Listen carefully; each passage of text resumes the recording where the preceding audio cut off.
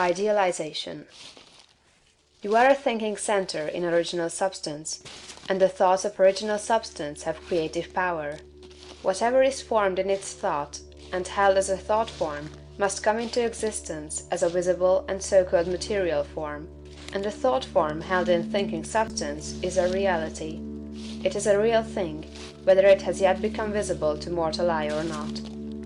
This is a fact that you should impress upon your understanding, that a thought held in thinking substance is a real thing, a form, and has actual existence, although it is not visible to you. You internally take the form in which you think of yourself, and you surround yourself with the invisible forms of those things with which you associate in your thoughts. If you desire a thing, picture it clearly and hold the picture steadily in mind until it becomes a definite thought form. And if your practices are not such as to separate you from God, the thing you want will come to you in material form. It must do so in obedience to the law by which the universe was created. Make no thought form of yourself in connection with disease or sickness, but form a conception of health. Make a thought form of yourself as strong and hearty and perfectly well.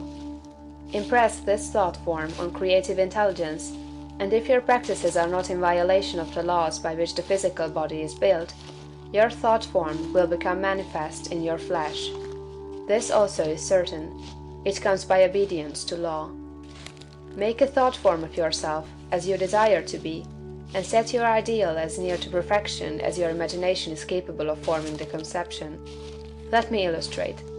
If a young law student wishes to become great, let him picture himself, while attending to the viewpoint, consecration, and identification as previously directed, as a great lawyer, pleading his case with matchless eloquence and power before the judge and jury, as having an unlimited command of truth, of knowledge, and of wisdom.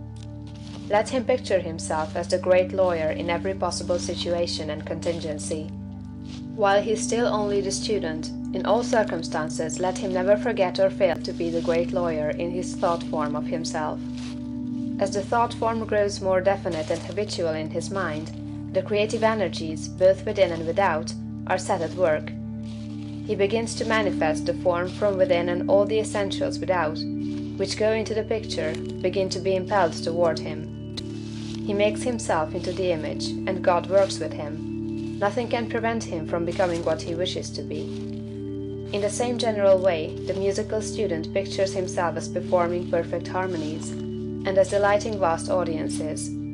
The actor forms the highest conception he is capable of in regard to his art, and applies this conception to himself.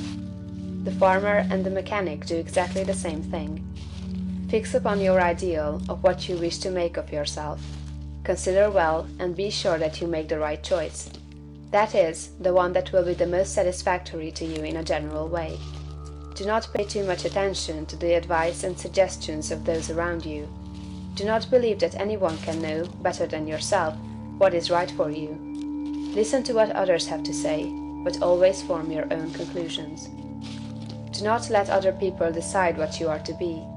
Be what you feel that you want to be. Do not be misled by a false notion of obligation or duty. You can owe no possible obligation or duty to others that should prevent you from making the most of yourself.